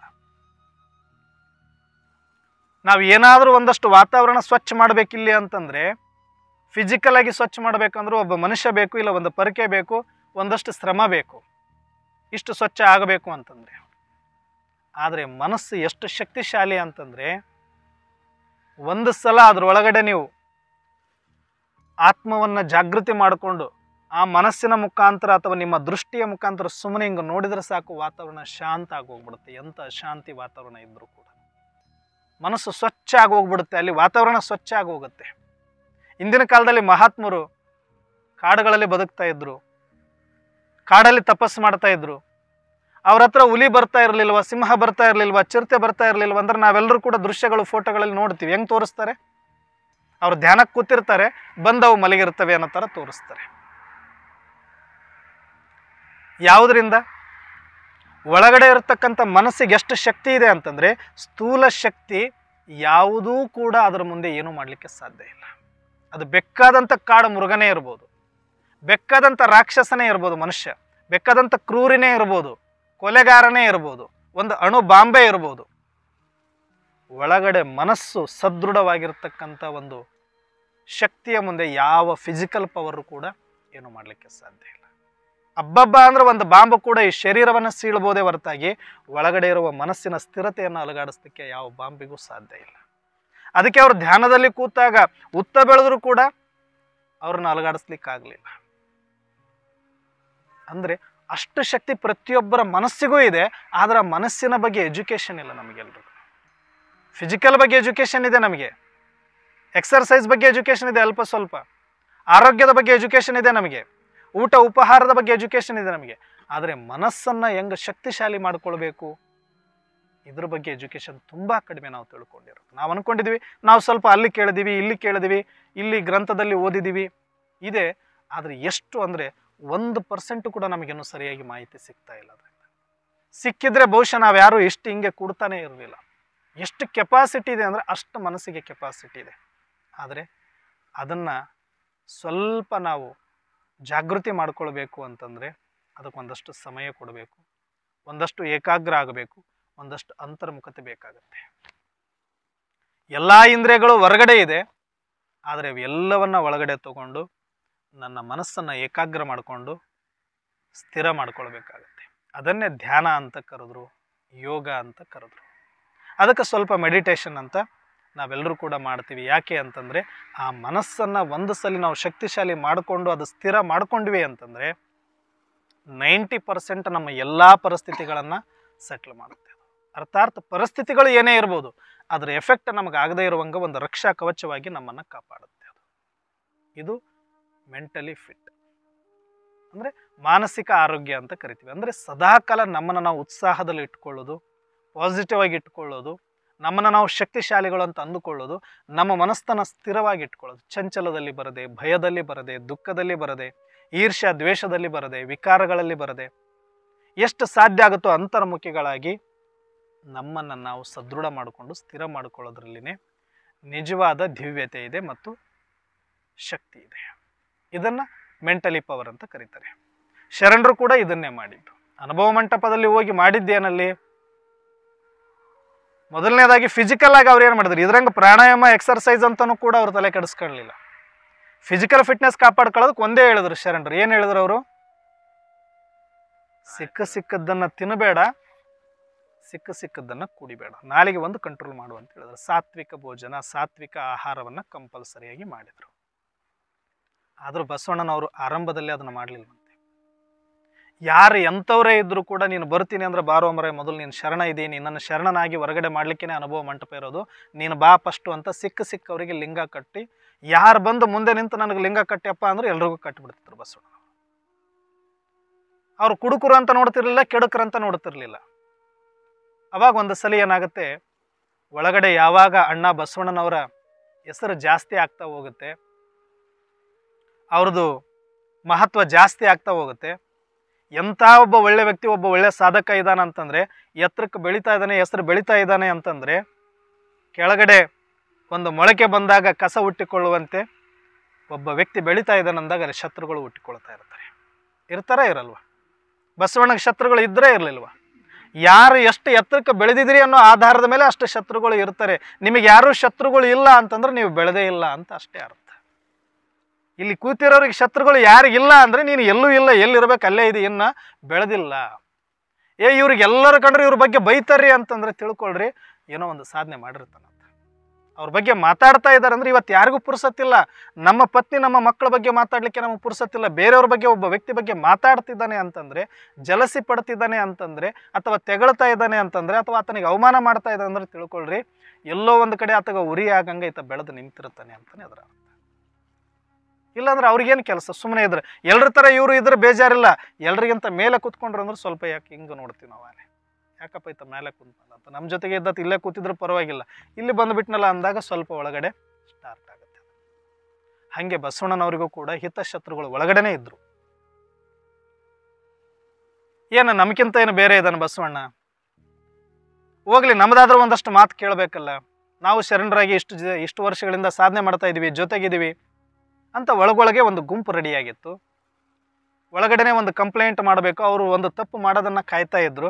ಯಾವಾಗಾದರೂ ಸರಿಯಾಗಿ ಸಿಕ್ಕಾಕೋಬೇಕು ಬಸವಣ್ಣ, ಆತನ ಸರಿಯಾಗಿ ತಂದು ನಿಲ್ಲಿಸಬೇಕು, ಅನುಭವ ಮಂಟಪದಲ್ಲಿ ಆತಗೆ ಅವಮಾನ ಮಾಡಬೇಕು ಅಂತ ಕಾಯ್ತಾ ಇದ್ರು. ಆ ಟೈಮಿಗೆ ಒಂದು ಸಂದರ್ಭ ಬರುತ್ತೆ. ಬಸವಣ್ಣನ ಬಗ್ಗೆ ಮಾತಾಡ್ಕೊಳ್ಳೋಕೆ ಚಾಲು ಮಾಡ್ತಾರೆ. ಅನುಭವ ಮಂಟಪ ಏನೋ ಒಳ್ಳೆ ಜಾಗ ಇದೆ, ಒಳ್ಳೆ ಸತ್ಸಂಗ ನಡೆಯುತ್ತೆ, ಬರಬೇಕು ಅಂತ ನಾವೆಲ್ಲರೂ ಬರ್ತಾ ಇದ್ವಿ ಇಷ್ಟು ವರ್ಷದಿಂದ. ಇವಾಗ ಗತಿಯಾಗಿ ಹೋಗ್ಬಿಡುತ್ತಪ್ಪ ಬಸವಣ್ಣಂದು ಅಂತಾರೆ ಅವರು. ಯಾಕೆ, ಏನಾಯಿತು? ಇಲ್ಲ, ಎಲ್ರಿಗೂ ಕಟ್ತಾ ಇದ್ದಾನೆ ಲಿಂಗ, ಅವ್ರು ಯಾರು ಅಂತಲೂ ನೋಡ್ತಾ ಇಲ್ಲ ಅಂತ ಮಾತಾಡ್ಕೊಳಕ್ಕೆ ಸ್ಟಾರ್ಟ್ ಮಾಡ್ತಾರೆ. ಬಸವಣ್ಣ ಇಲ್ಲ, ನಾನು ಕಟ್ತೇನೆಯಪ್ಪ, ನನ್ನ ಕೆಲಸನೇ ಇದೈತಿ, ಎಲ್ಲರಿಗೂ ನಾನು ಪರಿವರ್ತನೆ ಮಾಡಲೇಬೇಕು. ಯಾರು ಪರಿವರ್ತನೆ ಆಗಕ್ಕೆ ನಾನು ಮುಂದೆ ಬರ್ತೀನಿ ಅಂತ ಒಂದು ಹೆಜ್ಜೆ ಇಟ್ಟರು ಕೂಡ ನಾನು ಅವ್ರ ಕಡೆ 1000 ಹೆಜ್ಜೆ ಹೋಗಿ ಅವರಿಗೆ ಲಿಂಗ ಕಟ್ಟಿ ಕರ್ಕೊಂಡು ಬರೋದು ನನ್ನ ಕೆಲಸ, ನಂದು ಇದು ಕಾಯಕ ಅಂತ ಅವ್ರು ಹೇಳ್ತಾರೆ. ಯಾರನ್ನ ಕೇಳಲ್ಲ, ಮಾಡ್ತಾ ಹೋಗ್ತಾರೆ. ಆವಾಗ ಇವ್ರು ಯಾರಿಗೆಲ್ಲ ಲಿಂಗ ಕಟ್ಟಿದ್ರು ಅವ್ರು ಅಲ್ಲೊಬ್ಬ ಕೂತ್ಕೊಂಡು ಕುಡಿತಾ ಇರ್ತಾನೆ, ಇಲ್ಲೊಬ್ಬ ಕೂತ್ಕೊಂಡು ತಿಂತಾ ಇರ್ತಾನೆ. ಈ ಗುಂಪು ಎಲ್ಲ ಕಾಯ್ತಾ ಇರುತ್ತೆ, ಇಂಥ ದೃಶ್ಯ ನೋಡಬೇಕು, ಇವ್ರನ್ನ ತರಾಟೆಗೆ ತಗೊಳ್ಬೇಕು ಅಂತ. ಆಗ ಒಂದು ದಿನ ಸಭೆ, ಬಸವಣ್ಣನ ಮೇಲೆ ಕಂಪ್ಲೇಂಟ್ ಹೋಗುತ್ತೆ ಅಲ್ಲಮ್ಮ ಪ್ರಭುಗಳ ಮುಂದೆ. ಆವಾಗ ಯಾವುದೇ ಒಂದು ಆಪಾದನೆಗಳು ಬಂದಾಗ ಫಸ್ಟ್ ಅದಕ್ಕೆ ಸಲಹೆ ಕೊಡೋರು ಬಸವಣ್ಣನವರು ಇರ್ತಾ ಇದ್ರು. ಅಂತಿಮವಾಗಿ ಯಾರು ಕೊಡ್ತಾ ಇದ್ರು? ಆದರೆ ಇವತ್ತು ಆರೋಪಿ ಯಾರಾದರೂ ಬಸವಣ್ಣನನ್ನು ನಿಂದ್ರಿಸ್ಬೇಕು, ಅವಮಾನ ಮಾಡಬೇಕು ಅಂತ.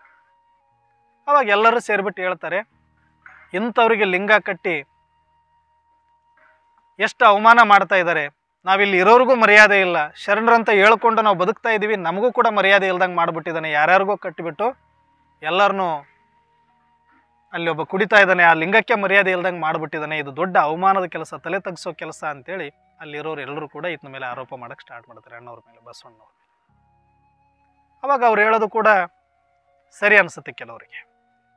ಆದರೆ ಬಸವಣ್ಣನ ಕಡೆ ಇರೋ ಕೆಲವ್ರಿಗೆ ಏನಿರುತ್ತೆ, ಬಸವಣ್ಣನವ್ರು ಏನೇ ಮಾಡಿದ್ರು ಅದು ಕರೆಕ್ಟ್ ಆಗಿರುತ್ತೆ, ಅದು ಚೆನ್ನಾಗಿರುತ್ತೆ, ಅವ್ರ ನಿರ್ಧಾರ ಸರಿ ಇರುತ್ತೆ ಅಂತ ಕೆಲವರೆಲ್ಲ ಚೆನ್ನಾಗಿ ವಾದ ಮಾಡಬೇಕು ಅಂತ ಇವ್ರ ಕಡೆ ಇದ್ದರೂ ಕೂಡ ಬಹುಮತ ಅವ್ರಿಗೆ ಜಾಸ್ತಿ ಸಿಗುತ್ತಿಲ್ಲ, ಇವ್ರು ಮಾಡ್ತಾ ಇರೋದು ತಪ್ಪು ಅಂತ. ಅವಾಗ ಬಸವಣ್ಣನವ್ರು ಹೇಳ್ತಾರೆ, ಲಾಸ್ಟಿಗೆ ನಿಂದೇನಾದರೂ ಇದೇನಪ್ಪ ಹೇಳೋದಕ್ಕೆ, ಯಾಕಂದರೆ ಇವತ್ತು ಆರೋಪಿ ಸ್ಥಾನದಲ್ಲಿ ನೀನೇ ಇರೋದರಿಂದ ಈಗ ನಿನ್ನ ಕಡೆಯಿಂದ ಒಪಿನಿಯನ್ ನಾನು ಕೇಳಬೇಕಾಗಿದೆ ಅಂತೇಳಿ ಅಲ್ಲಮ್ಮ ಪ್ರಭುಗಳು ಹೇಳ್ತಾರೆ. ಆವಾಗ ಅವರು ಬಸವಣ್ಣನವರು ಹೇಳ್ತಾರೆ, ಅನುಭವ ಮಂಟಪ ಇರೋದು ಕೆಟ್ಟಿರೋರನ್ನು ಸುಧಾರಣೆ ಮಾಡಲಿಕ್ಕೆ ಹೊರತಾಗಿ ಸುಧಾರಿಸಿರೋರನ್ನು ಸುಧಾರಣೆ ಮಾಡಲಿಕ್ಕಲ್ಲ.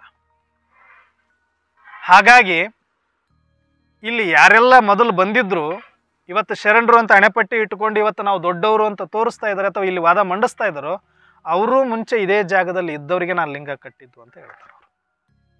ಇವತ್ತೆಲ್ಲ ಶರಣರು ಯಾವಾಗ ಆದ್ರಿ ನೀವು? ಮುಂಚೆನೇ ಶರಣರಾಗಿದ್ರೆ ಅನುಭವ ಮಂಟಪದ ಒಳಗಡೆ ಬಂದು ಇವತ್ತು ಶರಣರು ಅಂತ ನೀವು ಹೇಳ್ಕೊಳ್ಬೇಕಾಗಿರಲಿಲ್ಲ. ಇಲ್ಲಿ ಒಳಗಡೆ ಬಂದಿದ್ದೀರಿ ಅಂತಂದರೆ ಮೊದಲು ಕೊರತೆ ಇತ್ತು, ಇಲ್ಲಿ ಬಂದು ಸರಿ ಹೋಗಿದ್ದೀರಿ, ಅದಕ್ಕೆ ಇವತ್ತು ನೀವು ಶರಣರಂತ ನಿಮ್ಮನ್ನು ನೀವು ಒಂದು ಗುಂಪಾಗಿ ಮಾಡ್ಕೊಂಡಿದ್ದೀರಿ. ಇವತ್ತು ಬೇರೆಯವರೆಲ್ಲ ನಿಮಗೆ ಹೆಂಗೆ ಕಾಣಿಸ್ತಾ ಇದ್ದಾರೆ? ಕನಿಷ್ಠವಾಗಿ ಕಾಣಿಸ್ತಾ ಇದ್ದಾರೆ. ಯಾವತ್ತೋ ಒಂದು ದಿನ ನಮ್ಮಲ್ಲಿರೋರು ಕೂಡ ಅಲ್ಲಿದ್ವಲ್ಲ ನಾವು, ಇದರಲ್ಲಿ ಎಲ್ಲರೂ ಕೂಡ ಅವ್ರು ಕುಡಿತಾರೆ ತಿಂತಾರೆ ಕಣ್ಣಿಗೆ ಕಾಣಿಸುತ್ತೆ. ಆದರೆ ಇಲ್ಲಿ ಕೂತಿರೋರು ಯಾರೂ ಕೂಡ, ನೀವು ಕುಡಿದೇ ಇರೋರು ಇರ್ಬೋದು, ತಿಂದೇ ಇರೋರು ಇರ್ಬೋದು, ಕೆಟ್ಟ ಯೋಚನೆ ಮಾಡದೇ ಇರೋರು ಯಾರೂ ಇರಲಿಲ್ಲ ಇಲ್ಲಿ ಅಂತಂದರೆ ನಾನು ಅವ್ರ ಲಿಂಗ ಬಿಚ್ಕೊಂಡು ಬರ್ತೀನಿ ಅಂತ ಹೇಳ್ತಾರೆ. ಕೆಟ್ಟ ಆಲೋಚನೆನೇ ನಾನು ಮಾಡಲಿಲ್ಲ ನನ್ನ ಜೀವನದಲ್ಲಿ, ಮೊದಲು ನಾನು ಚೆನ್ನಾಗಿದ್ದೆ, ಇಲ್ಲೂ ಚೆನ್ನಾಗಿದ್ದೀನಿ ಅಂತ ಹೇಳೋರು ಯಾರಾದರೂ ಒಬ್ಬರು ಕೈ ಹತ್ರಿ, ನಾನು ಅವ್ರ ಲಿಂಗ ಬಿಚ್ಕೊಂಡು ಬರ್ತೀನಿ, ಇವತ್ತಿಂದ ನಾನು ಯಾರಿಗೂ ಕಟ್ಟಲ್ಲ ಲಿಂಗು ಅಂತ ಹೇಳ್ತಾರೆ. ಅವಾಗ ಇವರೆಲ್ಲರೂ ಮುಖ ಕೆಳಗೆ ಹಾಕ್ಬಿಡ್ತಾರೆ. ಕುಡಿಯೋದು ಕಾಣಿಸ್ಬೋದು, ತಿನ್ನೋದು ಕಾಣಿಸ್ಬೋದು, ಒಂದು ದಿನ ಬಿಡ್ಬೋದು ಅವರು. ಅದ್ರ ಒಳಗಡೆ ಮನಸ್ಸಿನಿಂದ ಮಾಡುವ ದೋಷ ಏನಿದೆಯಲ್ಲ, ಅದು ನಿತ್ಯ ನಿರಂತರ ಪ್ರತಿ ಕ್ಷಣ ನಾವೆಲ್ಲರೂ ಕೂಡ ಮಾಡ್ತಾ ಇದ್ದೀವಿ ಅಂತಲೇ ಇವತ್ತಿಗೂ ಅನುಭವ ಮಂಟಪ ಇರೋದು. ಅನುಭವ ಮಂಟಪ ಪೂರ್ತಿ ಪರಿವರ್ತನೆ ಆದವರಿಗೆಲ್ಲ ಪರಿವರ್ತನೆ ಆಗುವವರಿಗೆ ಬೇಕಾಗಿರೋದು ಇದು. ಹಾಗಾಗಿ ಅವರು ಅದನ್ನು ಬಿಡೋದಕ್ಕೆ ಸ್ವಲ್ಪ ಸಮಯ ತಗೊಳ್ಬೋದು. ನೀವು ಸೂಕ್ಷ್ಮವಾದ ಪರಿವರ್ತನೆಗೆ ಬಂದಿದ್ರಿ, ಒಂದು ಹಂತ ದಾಟಿದ್ರಿ, ಸ್ಥೂಲ ಹಂತದಿಂದ ಸೂಕ್ಷ್ಮ ಹಂತಕ್ಕೆ ಬಂದಿದ್ರಿ. ಆದರೆ ಅವರು ಸ್ಥೂಲ ಹಂತದ ಪರಿವರ್ತನೆಗಾಗಿ ಇದ್ದಾರೆ ಅಂತ ಹೇಳಿದಾಗ ಆವಾಗ ತಪ್ಪಾಯಿತು ಅಂತ ಕ್ಷಮೆ ಕೇಳಿ ಅವತ್ತಿಂದ ಮತ್ತೆ ಅವರಿಗೆ ಜೈಕಾರ ಹಾಕಿ ನೀವೇನೇ ಮಾಡಿದ್ರು ಸರಿಯಾಗಿ ಮಾಡ್ತೀರಿ. ಹಾಗೆ ನಾವಿಲ್ಲಿ ಇರೋರು ಎಲ್ಲರೂ ಕೂಡ ನಾವು ಸರಿಯಾಗಿರೋರು ಅಂತ ಅಲ್ಲ, ಸರಿ ಆಗ್ತಾ ಇರೋರು ನಾವೆಲ್ಲರೂ ಕೂಡ.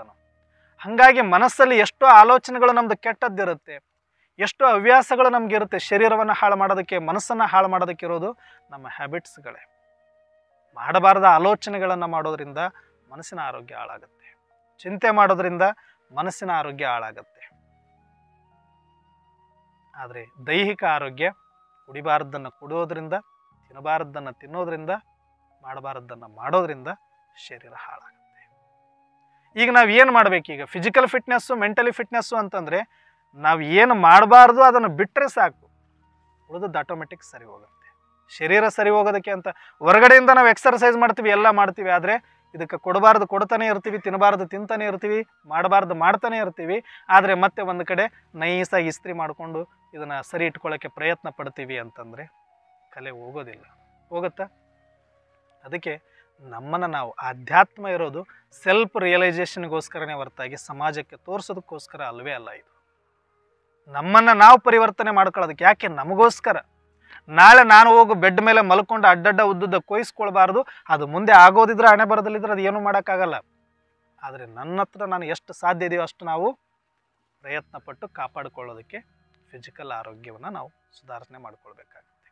ಅದಕ್ಕೆ ಒಂದಷ್ಟು ಬಾಯಿ ಕಂಟ್ರೋಲ್ ಮಾಡಬೇಕು, ಒಂದಷ್ಟು ಕಣ್ಣು ಕಂಟ್ರೋಲ್ ಮಾಡಬೇಕು. ಇದೆರಡೂ ಮಾಡಿದಾಗ ಶಾರೀರಿಕವಾಗಿ ಮಾನಸಿಕವಾಗಿ ಒಂದಷ್ಟು ವ್ಯಕ್ತಿತ್ವ ರೂಪುಗೊಳ್ಳುತ್ತೆ. ಅದಾದ ಮೇಲೆ ಆತ್ಮಿಕ ವ್ಯಕ್ತಿತ್ವ ಅಂತ ಕರೀತಾರೆ. ಇನ್ನೊಂದು ಬೇಹದ್ದ ಸೇವೆ ಅಂತಂದ್ರೆ ಈಗ ಫಿಸಿಕಲ್ ಫಿಟ್ನೆಸ್ಸು, ಮೆಂಟಲ್ ಫಿಟ್ನೆಸ್ಸು, ಇನ್ನೊಂದು ಆತ್ಮಿಕ ವ್ಯಕ್ತಿತ್ವ, ಆತ್ಮ ಜಾಗೃತಿ ಆಗಿರ್ಬೇಕು. ನಾವು ತುಂಬ ದೊಡ್ಡ ಸೇವೆ ಮಾಡಬೇಕು ಜಗತ್ತಿಗೆ ಅಂತಂದರೆ ಆತ್ಮ ಜಾಗೃತಿ ಆಗಿರೋರನ್ನ ಮಾತ್ರ ಮಾಡಲಿಕ್ಕೆ ಸಾಧ್ಯ. ಫಿಸಿಕಲ್ ಅಂತಂದಾಗ ಹಣಬಲ, ತೋಳ್ಬಲ, ಜನಬಲ ಇದೆಲ್ಲನೂ ಬರುತ್ತೆ. ಇದರಿಂದ ಎಷ್ಟು ನೀವು ಸೇವೆ ಮಾಡ್ತೀರಿ, ಎಷ್ಟು ನೀವು ಪುಣ್ಯ ಗಳಿಸ್ತೀರಿ, ಎಷ್ಟು ನೀವು ಭಾಗ್ಯ ಬೆಳಗಿಸ್ಕೊಳ್ತೀರಿ, ಇದಕ್ಕಿಂತ 100 ಪಟ್ಟು ಶುದ್ಧವಾದ ಮನಸ್ಸಿನ ಶುಭ ಸಂಕಲ್ಪಗಳಿಂದ ಮಾಡ್ಬೋದು. ನಿಮ್ಮ ಹತ್ರ 1 ರೂಪಾಯಿ ಇರೋದು ಬೇಕಾಗಿಲ್ಲ. ನೀವು 1 ರೂಪಾಯಿ ಕರೆದು ಯಾರಿಗೂ ದಾನ ಮಾಡೋದು ಬೇಕಾಗಿಲ್ಲ, ಯಾರಿಗೂ ಒಂದು ಜೊತೆ ಬಟ್ಟೆ ಕೊಡೋದು ಬೇಕಾಗಿಲ್ಲ, ಒಂದೊತ್ತು ಊಟ ಕೊಡೋದು ಬೇಕಾಗಿಲ್ಲ. ಒಳಗಡೆ ಕೂತ್ಕೊಂಡು ನೀವು ಏನೂ ಮಾಡಿಲ್ಲ ಅಂತಂದ್ರೂ ಶುದ್ಧವಾದ ಮನಸ್ಸಿನಿಂದ ಎಲ್ಲರ ಬಗ್ಗೆ ಒಂದು ಒಳ್ಳೆಯ ಭಾವನೆ, ಶುಭ ಭಾವನೆ, ಶುಭ ಕಾಮನೆ. ಮಹಾತ್ಮರ ಹತ್ರ, ಸಂತರ ಹತ್ರ, ಶರಣರ ಹತ್ರ ಏನಿರ್ತಾ ಇತ್ತು? ಕರೆದು ದುಡ್ಡು ಕೊಡ್ತಾ ಇದ್ರು, ಅವರು ಒಂದು ಆಶೀರ್ವಾದ ಮಾಡಿ ಕಳಿಸ್ತಾ ಇದ್ರು. ಅದರಿಂದ ಪುಣ್ಯ ಜಾಸ್ತಿ ಬರ್ತಾ ಇತ್ತು, ಅವರಿಗೆ ಕಡಿಮೆ ಬರ್ತಾ ಇತ್ತು. ಇದು ಫಿಸಿಕಲ್ ಆಗಿ ನಾವು ಎಷ್ಟು ಮಾಡ್ಬೋದು, ಇದರ 100 ಪಟ್ಟು ನೀವು ಮನಸ್ಸನ್ನು ಶುದ್ಧವಾಗಿಟ್ಕೊಂಡು ಶುಭ ಭಾವನೆ ಮಾಡೋದ್ರ ಮುಖಾಂತರ 100 ಪಟ್ಟು ಪುಣ್ಯವನ್ನು ಗಳಿಸ್ಲಿಕ್ಕೆ ಕೆಪಾಸಿಟಿ ಇದೆ. ಅಂಥವ್ರನ್ನ ಮಹಾತ್ಮರು ಅಂತ ಕರೀತಾರೆ. ಫಿಸಿಕಲ್ ಆಗಿ ದಾನ ಪುಣ್ಯ ಮಾಡಿ ಆಶೀರ್ವಾದ ಗಳಿಸ್ಕೊಂಡು ಭಾಗ್ಯ ಬೆಳೆಸ್ಕೊಳ್ಳೋರಿಗೆ ಪುಣ್ಯಾತ್ಮರು ಅಂತ ಕರೀತಾರೆ. ಮನಸ್ಸನ್ನು ಶುದ್ಧವಾಗಿಟ್ಕೊಂಡು ಶುಭ ಭಾವನೆ, ಶುಭ ಕಾಮನೆ ಮುಖಾಂತರ ಆಶೀರ್ವಾದ ಪಡ್ಕೊಳ್ಳೋರನ್ನ ಮಹಾತ್ಮರು ಅಂತ ಕರೀತಾರೆ. ಆತ್ಮವನ್ನು ಜಾಗೃತಿ ಮಾಡಿಕೊಂಡು ಜಗತ್ ಪರಿವರ್ತನೆಗಾಗಿ ನಿಂತವ್ರನ್ನ ದಿವ್ಯಾತ್ಮರು, ದೇವಾತ್ಮರು ಅಂತ ಕರೀತಾರೆ. ಆತ್ಮ ಜಾಗೃತಿ ಮಾಡ್ಕೊಳ್ಳೋದು. ಹಾಗಾಗಿ ನಮ್ಮಲ್ಲಿ ಎಲ್ಲ ಶಕ್ತಿಗಳಿದೆ, ನಾವೆಲ್ಲರೂ ಆತ್ಮರಾಗಿದ್ದೀವಿ. ಆತ್ಮ ಒಳಗಡೆ ಇದೆ, ಆತ್ಮದ ಶಕ್ತಿ ಇದೆ, ಆತ್ಮದ ಸ್ವಧರ್ಮ ಶಾಂತಿ ಇದೆ. ನಮ್ಮ ಎಲ್ಲದರಲ್ಲಿಯೂ ಕೂಡ ಸಂತುಷ್ಟತೆ ಇದೆ ಒಳಗಡೆ. ಆದರೆ ಅದನ್ನು ಟಚ್ ಮಾಡೋಕ್ಕಾಗ್ತಿಲ್ಲ. ಇದೆಲ್ಲ ಹೊರಗಡೆ ಗದ್ದಲ ಏನಿದೆ, ಇದು ಒಂದು ಕೋಟೆ. ಮೊದಲು ಫಿಸಿಕಲ್ ಶಾರೀರಿಕವಾಗಿರೋದು ಇದು ಒಂದು ಕೋಟೆ, ಒಳಗಡೆ ಸೂಕ್ಷ್ಮವಾಗಿ ಮನಸ್ಸಿನ ಕೋಟೆ, ಅದರ ಒಳಗಡೆ ಆತ್ಮ ಇರೋದು. ಇವುಗಳನ್ನು ಭೇದಿಸಿಕೊಂಡು ನನ್ನ ಆತ್ಮಕ್ಕೆ ರೀಚ್ ಆಗಬೇಕು ಅಂತಂದರೆ ತುಂಬ ಸ್ವಲ್ಪ ಎಫರ್ಟ್ ಕೇಳುತ್ತೆ, ಡೆಡಿಕೇಶನ್ ಕೇಳುತ್ತೆ, ಕಾನ್ಸಂಟ್ರೇಷನ್ ಕೇಳುತ್ತೆ. ಅಷ್ಟು ನಾವು ಮಾಡೋಕ್ಕೆ ರೆಡಿ ಆದರೆ ನಾವು ಎಂತಹ ಸಾಧನೆ ಬೇಕಾದರೂ ಮಾಡ್ಬೋದು. ಹಾಗಾಗಿ ನಾವೆಲ್ಲರೂ ಆಲ್ರೆಡಿ ಈಗ ಕಲಿಯುಗದಲ್ಲಿ ಇರೋದು ಎಲ್ಲರೂ ಕೂಡ ಪಾಪಾತ್ಮರೇ. ಯಾಕಂದರೆ ಒಂದಲ್ಲ ಒಂದು ಪಾಪಗಳು ನಮ್ಮನ್ನು ಹಿಡ್ಕೊಂಡು ಎಲ್ಲರಿಂದಲೂ ಕೂಡ ಆಗ್ತಾ ಇದ್ದಾವೆ ಇಲ್ವಾ? ಮೊದಲು ನಾವು ತಪ್ಪನ್ನು ಒಪ್ಕೊಂಡ್ರೆ ತಾನೇ ಸರಿ ಹೋಗೋಕ್ಕಾಗತ್ತೆ. ತಿಳಿದೋ ತಿಳಿಲಾರ್ದೋ ನಾವು ತಪ್ಪುಗಳು ಮಾತಾಡ್ತೀವ ಇಲ್ವಾ? ತಪ್ಪುಗಳು ಆಲೋಚನೆ ಮಾಡ್ತಾ ಇದ್ದೀವ ಇಲ್ವಾ? ಮಾಡ್ತಾ ಇದ್ದೀವಿ ಅಂತಂದಾಗ ನಮ್ಮಿಂದನೂ ಇನ್ನೂ ಪಾಪ ಆಗ್ತಾ ಇದೆ. ಆದರೆ ಪಾಪದಿಂದ ಮುಕ್ತರಾಗಬೇಕು ಅಂತಂದರೆ ಕೆಟ್ಟದ್ದೆಲ್ಲವನ್ನ ಬಿಟ್ಟು ನಾನು ಇನ್ನೊಬ್ರಿಗೆ ಏನು ಕೊಡೋದು ಬೇಡ, ಆದರೆ ಇನ್ನೊಬ್ರಿಗೆ ಯಾರಿಗೂ ಕೆಟ್ಟದ್ದು ಯೋಚನೆ ಮಾಡದಿರ, ವ್ಯರ್ಥ ಯೋಚನೆ ಮಾಡದಿರ, ಪರಚಿಂತನೆ ಪರದರ್ಶನ ಮಾಡದಿರ ನನ್ನ ಪಾಡಿಗೆ ನಾನಿದ್ರೆ ಅದೇ ದೊಡ್ಡ ಪುಣ್ಯಾತ್ಮ ಅಂತ. ನಾವು ಪುಣ್ಯಾತ್ಮರಾಗಬೇಕು ಅಂದರೆ ಏನೋ ದೊಡ್ಡದಾಗಿ ಸಾಧನೆ ಮಾಡಬೇಕು, ದಾನ ಪುಣ್ಯ ಮಾಡಬೇಕಿಲ್ಲ. ಯಾರಿಗೂ ನೋವು ಕೊಡ್ದಂಗೆ ನಾನು ಬದುಕ್ತೀನಿ ಅಂದರೆ ನಾನು ಪುಣ್ಯಾತ್ಮ ಆಗ್ಬಿಡ್ಬೋದು ಕಲಿಯುಗದಲ್ಲಿ. ಇನ್ನು ಸ್ವಲ್ಪ ನಾನು ಚೆನ್ನಾಗಿ ಮಹಾತ್ಮನ ಲಿಸ್ಟಿಗೆ ಸೇರ್ಕೊಳ್ಬೇಕು ಅಂದರೆ ಮನಸ್ಸನ್ನು ಸ್ವಲ್ಪ ಏಕಾಗ್ರ ಮಾಡಿ ಧ್ಯಾನ ಮಾಡಿ ಒಂದು ಶಕ್ತಿಯನ್ನು ಇಟ್ಟುಕೊಂಡು ಅದರ ಮುಖಾಂತರ ಎಲ್ಲರಿಗೂ ಒಳ್ಳೆಯದನ್ನು ಬಯಸುವಂಥ ಒಂದು ಸ್ಥಿತಿಗೆ ನಾನು ಬಂದುಬಿಟ್ಟೆ ಅಂತಂದರೆ ನಾನು ಮಹಾತ್ಮನಾಗ್ಬೋದು, ಶರಣ ಆಗ್ಬೋದು, ಸಂತ ಆಗ್ಬೋದು. ಒಳಗಡೆ ಇನ್ನೂ ಸ್ವಲ್ಪ ಡೀಪಾಗಿ ಹೋಗಿ ಆತ್ಮ ಜಾಗೃತಿ ಮಾಡಿಕೊಂಡು ಆತ್ಮದ ಸ್ಮೃತಿಯಲ್ಲಿ ಬಂದು ಆತ್ಮಕ ಸೇವೆಯನ್ನು ಮಾಡಲಿಕ್ಕೆ ನೀವು ಒಂದು ಸಲ ನಿಂತ್ರಿ ಅಂತಂದರೆ ನಿಮ್ಮನ್ನು ಇಡೀ ಜಗತ್ತು, ಇಡೀ ದೇಶ ನಿಮ್ಮನ್ನು ದಿವ್ಯಾತ್ಮರ ಥರ ಕಾಣಿಸುತ್ತೆ. ಹಾಗಾಗಿ ಇವತ್ತು ನಾವು ಮನೆಯಲ್ಲಿ ಯಾರ್ದಾದ್ರೂ ಫೋಟೋಗಳನ್ನು ಇಟ್ಕೊಂಡಿದ್ದೀವಿ, ಮಂದಿರಗಳನ್ನು ಕಟ್ಟಿದ್ದೀವಿ ಅಂತಂದರೆ ಯಾರ್ದು ಕಟ್ಟಿದ್ದೀವಿ? ದೊಡ್ಡ ದೊಡ್ಡ ರಾಜರುಗಳಿಗೆ ಮಂದಿರಗಳನ್ನು ಕಟ್ಟಲಿಲ್ಲ. ಅವ್ರು ಕೈ ತುಂಬ ಕರೆದು ಸ್ಥೂಲ ಧನವನ್ನು ಕೊಟ್ಟರು, ದಾನವನ್ನು ಮಾಡಿದರು, ದವಸ ಧಾನ್ಯ ಕೊಟ್ಟರು. ಅವ್ರದ್ದು ಇಟ್ಕೊಂಡಿದ್ದೀವಿ ಆ ಫೋಟೋ ನಾವು? ಯಾರ್ದು ಇಟ್ಕೊಂಡಿದ್ದೀವಿ? ಸಂತರದ್ದು ಇಟ್ಕೊಂಡಿದ್ದೀವಿ, ಶರಣರದ್ದು ಇಟ್ಕೊಂಡಿದ್ದೀವಿ, ಮಹಾತ್ಮರದ್ದು ಇಟ್ಕೊಂಡಿದ್ದೀವಿ. ಅವ್ರು ಯಾರೂ ಕೂಡ ಕರೆದು ದುಡ್ಡು ಕೊಟ್ಟವರಲ್ಲ, ಹೊಟ್ಟೆ ತುಂಬಿಸಿದವರಲ್ಲ, ಬಟ್ಟೆ ಕೊಟ್ಟವರಲ್ಲ. ಅವರು ಬರೀ ಮನಸ್ಸಿನಿಂದ ಶುಭ ಭಾವನೆ ಕೊಟ್ಟವರಿಗೆ ಮಂದಿರಗಳನ್ನು ಕಟ್ಟಿದ್ವಿ. ಆತ್ಮ ಜಾಗೃತಿ ಮಾಡಿಕೊಂಡು ತಮ್ಮ ಸ್ವಸ್ಥಿತಿಯಿಂದ ಸಮಾಜವನ್ನು ಶಾಂತಿಯಲ್ಲಿ ಇಟ್ಕೊಳ್ಳೋದಕ್ಕೆ ಒಂದಷ್ಟು ತಮ್ಮ ಯೋಗದಾನ ಮಾಡಿರುವಂಥವ್ರನ್ನ ಇವತ್ತು ನಾವು ಪೂಜೆ ಮಾಡ್ತಾ ಇದ್ದೀವಿ. ಅದಕ್ಕೆ ನಮ್ಮಲ್ಲೂ ಕೂಡ ಒಬ್ಬ ದೇವಾತ್ಮ ಇದ್ದಾನೆ, ಒಬ್ಬ ಮಹಾತ್ಮ ಇದ್ದಾನೆ, ಒಬ್ಬ ಪುಣ್ಯಾತ್ಮ ಇದ್ದಾನೆ. ಆ ಕಡೆಗೆ ನಮ್ಮನ್ನು ಕರ್ಕೊಂಡು ಹೋಗ್ಲಿಕ್ಕೇ ಆಧ್ಯಾತ್ಮ ಬೇಕು. ಏನೂ ಇಲ್ಲ ಅಂದ್ರೆ ಪಾಪಾತ್ಮರಂತೂ ಇದ್ದೇ ಇದ್ದೀವಿ. ನಾವು ಏನೂ ಮಾಡಲಿಲ್ಲ ಅಂದ್ರೆ ಪಾಪಾತ್ಮರಾಗಿ ಇದ್ದೇ ಇದ್ದೀವಿ. ಆದರೆ ಏನಾದರೂ ಮಾಡಬೇಕು ಅಂದರೆ ನೆಕ್ಸ್ಟ್ ಲೆವೆಲ್ ಹೋಗ್ಲಿಕ್ಕೆ ನಮಗೆಲ್ಲರಿಗೂ ಅವಕಾಶ ಭಗವಂತ ಕೊಟ್ಟಿದ್ದಾನೆ. ಆದರೆ ಅದನ್ನು ಏನು ಮಾಡಬೇಕು, ಎಷ್ಟು ನಾವು ಡೆಡಿಕೇಶನ್ ಕೊಡಬೇಕು ಅಂತ ನಿರ್ಧಾರ ನಾವೇ ಮಾಡಬೇಕಾಗುತ್ತೆ. ನಾವು ಮಾಡಿದರೆ ನಾವಷ್ಟೇ ಆ ಲೆವೆಲಿಂದ ಈ ಲೆವೆಲಿಗೆ ಬರಬೇಕು. ಮತ್ತು ನಮ್ಮವರಿಗೆ, ನನ್ನ ಪತ್ನಿಗೆ, ನನ್ನ ಮಕ್ಕಳಿಗೆ, ನನ್ನ ಸಂಬಂಧಿಕರಿಗೆ ಒಳ್ಳೆಯದೇನಾದರೂ ನಾನು ಬಯಸ್ತೀನಿ ಅಂತಂದರೆ ಬರೀ ದುಡ್ಡು, ಕಾರು, ಬಂಗ್ಲೆ ಕೊಟ್ಟರೆ ಸಾಕಾಗೋದಿಲ್ಲ. ಅವ್ರಿಗೂ ಕೂಡ ಈ ಥರದ ಒಂದು ಹಂತಗಳಿಂದ ಹಂತಕ್ಕೆ ಮೇಲ್ಮಟ್ಟಕ್ಕೆ ಬರಲಿಕ್ಕೆ ನಮ್ಮ ಕೈಲಾದ ಮಟ್ಟಿಗೆ ಸಹಯೋಗ ಮತ್ತು ನಾವು ಜೊತೆ ಕೊಟ್ಟು ನಾನಿದ್ದೀನಿ ನಿಮ್ಮ ಜೊತೆ, ನೀವು ಬನ್ನಿ, ನೀವು ಮಾಡಿ ಅಂತ ನಾವೇ ಅವ್ರಿಗೆ ಅಂಥ ಒಂದು ವಾತಾವರಣ ಸೃಷ್ಟಿ ಮಾಡಿ ಕೊಡಲಿಲ್ಲ ಅಂತಂದರೆ ಇನ್ಯಾರು ಬರ್ತಾರೆ ಅವ್ರಿಗೆ ಸೃಷ್ಟಿ ಮಾಡಿಕೊಡಿ? ನಾವು ಮಾಡ್ಕೊಂಡಿದ್ದೀವಿ, ಮನೇಲಿ ಇಟ್ಟಿದ್ದೀವಿ, ಅವ್ರಿಗೆ ಸಾಕಷ್ಟು ದುಡ್ಡು ಕೊಟ್ಟಿದ್ದೀವಿ, ಗಾಡ್ರೇಜ್ ಕೀ ಕೊಟ್ಟಿದ್ದೀವಿ ಅಂತಂದರೆ ಅಷ್ಟು ಸಾಕಾಗಲ್ಲ. ಬಸವಣ್ಣ ಒಬ್ಬರೇ ಮಾಡಲಿಲ್ಲ. ಒಬ್ಬರೇ ಮಾಡಿದ್ರೆ ಬಸವಣ್ಣ ಪತ್ನಿನ ಕರ್ಕೊಂಡೇ ಬಂದರು, ಮಕ್ಕಳನ್ನು ಕರ್ಕೊಂಡೇ ಬಂದರು. ಹಾಗೆ ನಾವು ಕೂಡ ಪುಣ್ಯದ ಕಾರ್ಯ ಅಂತ ಬಂದಾಗ, ಒಂದು ಯಜ್ಞ ಅಂತ ಬಂದಾಗ ಪತಿ ಪತ್ನಿನ ಕೂಡಿಸ್ತಾರೆ, ಒಬ್ಬರನ್ನೇ ಕೂಡಿಸ್ತಾರೆ. ಯಾಕಂದ್ರೆ ಪುಣ್ಯ ಯಾರಿಗೆ ಬೇಕು? ಎಲ್ರಿಗೂ ಬೇಕು. ಆರೋಗ್ಯ, ಇದು ಅಧ್ಯಾತ್ಮ ಅನ್ನೋದು ಆರೋಗ್ಯ ಮೊದಲನೇ ಪಾಠ. ಇಲ್ಲಿ ನಮಗೆ ಆರೋಗ್ಯ ವೃದ್ಧಿ ಆಗುತ್ತೆ, ಇನ್ನೊಂದು ಆಶೀರ್ವಾದ ವೃದ್ಧಿ ಆಗುತ್ತೆ. ಇದು ಎರಡೂ ಕೂಡ ಬರೀ ನಮಗೆ ಸಿಕ್ಕರೆ ಸಾಕಾಗಲ್ಲ, ನಾಳೆ ನಮ್ಮ ಮನೆಯವ್ರಿಗೂ ಬೇಕಾಗುತ್ತೆ. ಹಾಗಾಗಿ ಅಟ್ಲೀಸ್ಟ್ ನಾವು ಸಮಾಜ ಉದ್ಧಾರ ಮಾಡೋದು ಬೇಡ, ನಮ್ಮ ಮನೆ ಉದ್ಧಾರ ಅಂತಂದ್ರೆ ನಮ್ಮ ಮನೆಯಲ್ಲಿರೋರು ಉದ್ಧಾರನೇ ಹೊರತಾಗಿ ಬರೀ ದುಡ್ಡು ಕಾಸು ಅಲ್ಲ. ಹಾಗಾಗಿ ಅವ್ರಿಗೂ ಕೂಡ ನಾವು ವಾತಾವರಣ ಒಂದಷ್ಟು ಸೃಷ್ಟಿ ಮಾಡಿ ಕೊಡೋಣ, ಅವ್ರಿಗೂ ಒಂದಷ್ಟು ಪ್ರೇರಣೆ ಕೊಡೋಣ. ನನ್ನ ಫ್ರೆಂಡ್ಸು, ನನ್ನ ಗೆಳೆಯರು ಯಾರೆಲ್ಲ ಇದ್ದಾರೆ ಅದರ ಜೊತೆಗೆ ನಾವು ಕೂಡ ಇದರ ಜೊತೆಗೆ ಬರ್ತಾ ಹೋದರೆ ಇದಕ್ಕಿಂತ ಕಲಿಯುಗದಲ್ಲಿ ದೊಡ್ಡ ಪುಣ್ಯದ ಕೆಲಸ ಯಾವುದೂ ಇಲ್ಲ ಅಂತ ನಾನು ಭಾವಿಸಿದ್ದೀನಿ. ಹಾಗಾಗಿ ತಾವೆಲ್ಲರೂ ಕೂಡ ತಮಗೆ ಬೇಕಾದಷ್ಟು ಬ್ಯುಸಿ ಶೆಡ್ಯೂಲ್ ಇದ್ರೂ ಇಂಥ ಒಂದು ಸಮಯವನ್ನು ಸದುಪಯೋಗ ಮಾಡ್ಕೊಳ್ಬೇಕು ಅನ್ನುವಂಥ ಶುಭ ಭಾವನೆಯಿಂದ ನೀವು ಬಂದು ಕೂತಿದ್ದೀರಿ ಅಂತಂದರೆ ಇದು ಕೂಡ ಪುಣ್ಯ ಕಾರ್ಯನೇ. ಯಾಕಂದರೆ ಒಂದು ಸೀಟ್ ಬಂದು ತುಂಬಿಸಿದರೂ ಕೂಡ ಅದರಿಂದ ಒಬ್ಬರು ಪ್ರೇರಣೆ ಸಿಗುತ್ತೆ ಅಂದರೆ ಅದಕ್ಕಿಂತ ಪುಣ್ಯ ಕಲಿಯುಗದಲ್ಲಿ ಮತ್ತೊಂದು ಬೇಕಾಗಿಲ್ಲ. ಹಾಗಾಗಿ ತಾವೆಲ್ಲ ಪುಣ್ಯಾತ್ಮರಿಗೆ ಅನಂತ ವಂದನೆಗಳು. ಓಂ ಶಾಂತಿ.